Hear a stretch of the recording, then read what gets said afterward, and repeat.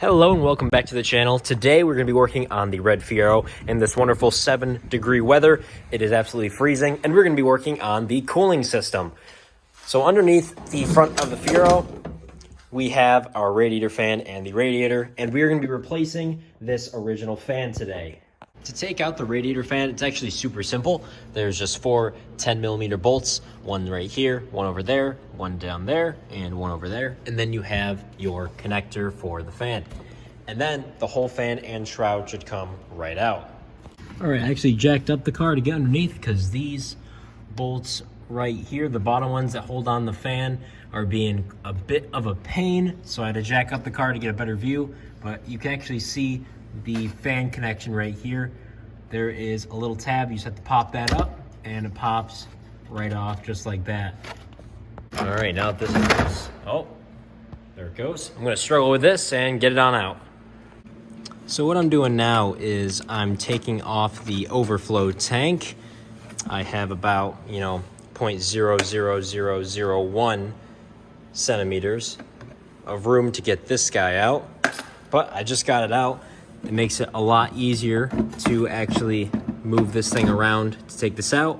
It is also a great time if you have a broken one of these, because this tab breaks off very commonly on these. Is a great time to replace it if you have a replacement one. So I'm taking mine off to both replace it and to help get the fan out so we have more room to work with. There's the stock fan. And yeah, the main reason I did this was because this fan was actually going bad. You can hear it if I do this. I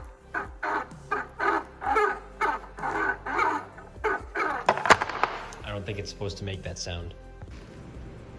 So in taking off the actual fan from the motor, this nut on top is actually an inverted thread. So you need to turn it right and it comes off. And when you screw it on, actually you have to turn it left and it screws on.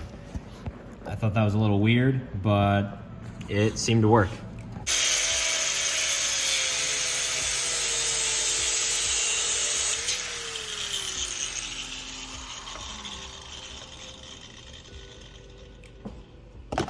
After this piece is cut out of the fan shroud, we can move over to now this open piece. I'm using a flap disc and I'm just gonna be sanding some of these edges to get them smooth. You can see I did here and here.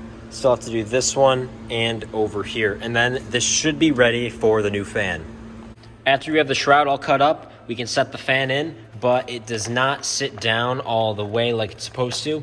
I think these little tabs on each side are what's holding us up. So I'm gonna cut those off and we're gonna see if the fan can sit back down into the shroud. All right, I have them all cut off. You can see right here, it's a little rough, but I'm just gonna test fit it. If it fits, then I might go back and grind them down with the flap disc, but we will see. With the shroud on, we can pull this up and you can see that it fits perfect. It fits right up into the shroud and I think it looks pretty good. I think that's a good place to mount it. It's flush with this little lip that goes up onto the shroud. It's flush with that when you pull it up. So I think that's gonna be a good place to mount it. All right, I'm gonna mount the actual fan to the shroud. I think I'm gonna do that by using some small nuts and bolts.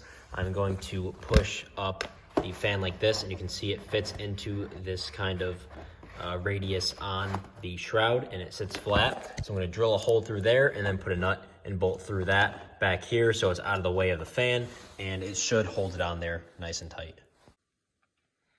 All right, I have one bolt in over there, just doing the same over here. I just lined it up, drilled through both the shroud and the fan. I can put the bolt up just like this and then put the nut in the back. I just have 2 of the nuts and bolts put in to hold the fan in, and even with just those 2, it is pretty solid in there. I think I'm gonna go back around and do maybe 1 more up top and 1 on the bottom, so I have 4, but I might do more, we'll see.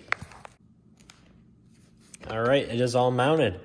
I have 4 nuts and bolts on each side that is holding it in, and it is tight. It's not falling out or going anywhere. I think that's gonna be more than enough to hold this thing in. And just like that, you can see we have our old fan out right here, and we have the new one on the new shroud right here that is gonna be going into the car. So here's the new overflow tank. You can see it has both of the mounting points. It's in pretty good condition. Just came off my parts car, and I think that this used to be a hose clamp that's on there, and it is just rotted away. I have never seen that before. Wow. Okay, before I put the fan in, I'm going to actually do the wiring. So down here, let me pull it up. There is this plug, which goes to the fan. There is a black and red stripe wire and an all black wire. You can definitely tell which is the positive and negative. Black with a red line is the positive and the all black is the negative. I'm gonna try and de-pin this connector and use those pins and use one of these, which I already put on this side. I de-pinned this harness and I already put the new connector on.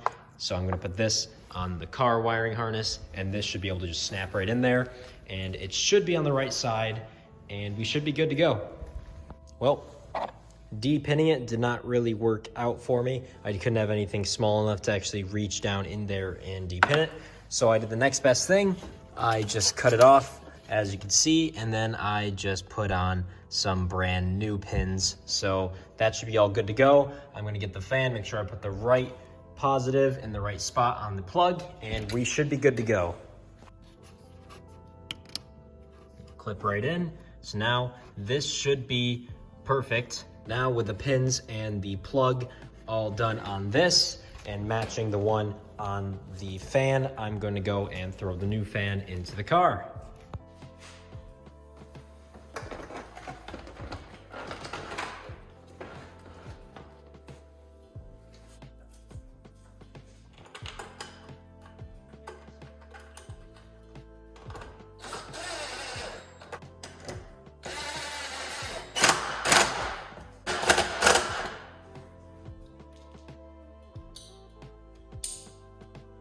And there you go.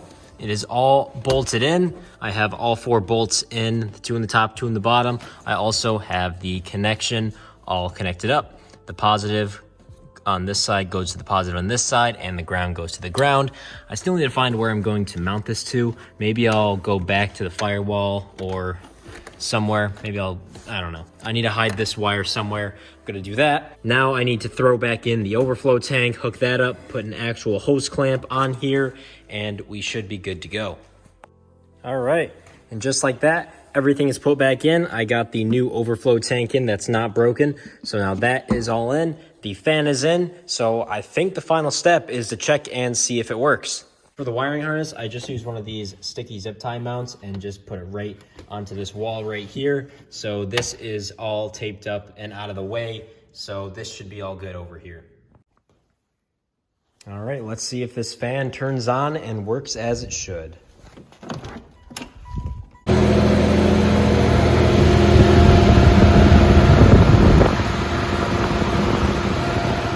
Oh yeah.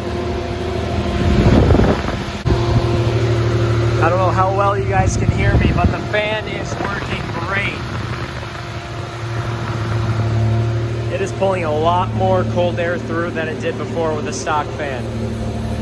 All right, shut the car down. As you guys can see, the fan works great, just as it should. It pulls a lot more cold air through than I actually thought it would. It does a lot more than the stock Fiero fan does. So now in the springtime, when I actually can get the car up to temp when I go and drive it, I can see if this actually helps the car run a little bit cooler. I also have a lower fan switch that I'm going to be putting in the back, so that'll help keeping it a little bit cooler as well. If you guys are interested in getting this fan, this is the exact one that I use. It is a Pro fan. The part number is right here, 67016. So you can look that up. I will also leave the link to it in my description below if you guys would like it.